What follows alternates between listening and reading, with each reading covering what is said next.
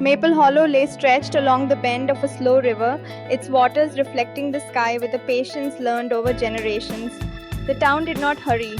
It had been built by hands that worked carefully and lived within limits, and its people carried forward an inherited understanding that survival often mattered more than comfort.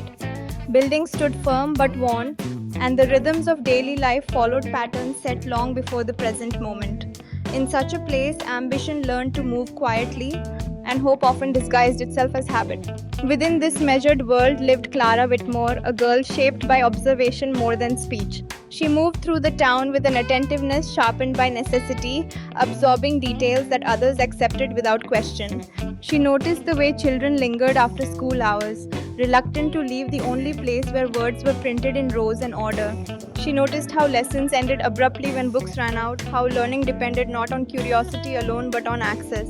These observations settled into her consciousness and began to form a sense of imbalance she could not ignore. His family lived simply, guided by routine and restraint. Resources were stretched, choices weighed carefully, and nothing was wasted without reason. In this environment, books were rare and treated with reverence. When one entered the household, it remained long after its pages had yellowed, becoming a fixture of memory rather than an object of use.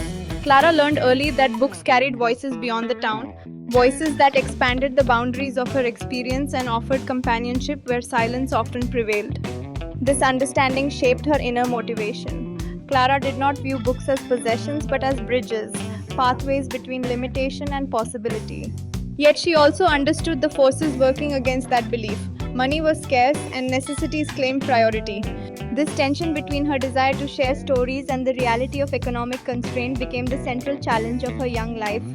Her response was neither dramatic nor immediate. It emerged gradually through patience rather than impulse. The decision to collect pennies reflected both practicality and symbolism.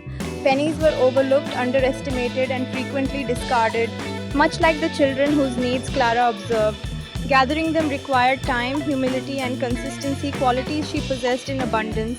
Each coin added to her tin can represented effort, intention, and belief in accumulation over instant reward. The practice reshaped her days. She developed roots through the town, identified opportunities for small labor, and learned the discipline of saving. Progress was measured not by speed but by persistence. The growing weight of the tin can marked time as effectively as any calendar. With each passing week, Clara's purpose solidified, transforming a simple habit into a sustained commitment. The story reached a turning point during a winter visit to the town library, where a small collection of used books awaited new owners. The books were imperfect, creased, faded, and uneven, but they embodied possibility made tangible. When Clara exchanged her carefully gathered pennies for her first book, the act validated her belief that effort, however modest, could produce meaningful change. The impact of that first gift resonated deeply. The book did more than provide content, it altered behavior, it inspired attention, care, and sharing. It revealed the transformative potential of access to stories, confirming what Clara had long suspected. This moment served as the emotional and thematic center of her journey, reinforcing her resolve and guiding her future actions.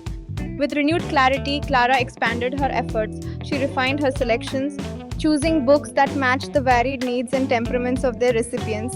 She distributed them quietly without recognition or expectation. Her actions generated subtle but noticeable changes. Children began reading together, exchanging ideas, and imagining futures shaped by knowledge rather than limitation. Stories traveled across thresholds, embedding themselves into daily life.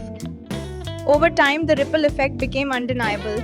Reading fostered curiosity, curiosity encouraged dialogue, and dialogue strengthened community. Though Clara remained largely unnoticed by those beyond her immediate circle, the influence of her work extended far beyond her physical presence.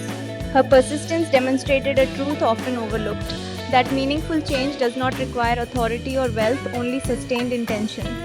As Maple Hollow gradually evolved, expanding its educational resources and institutional support, the groundwork had already been laid. The town's relationship with books had shifted from scarcity to shared value. Clara's early efforts remained woven into this transformation, serving as its quiet origin.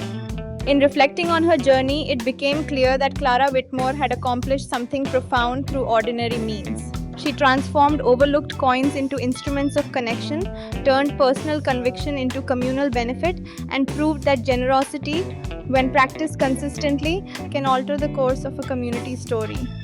Her legacy endured not in monuments or records, but in the worn pages passed from hand to hand, in the habits of reading that outlived her childhood, and in the understanding that even the smallest contributions, when guided by purpose and perseverance, can open doors once thought permanently closed.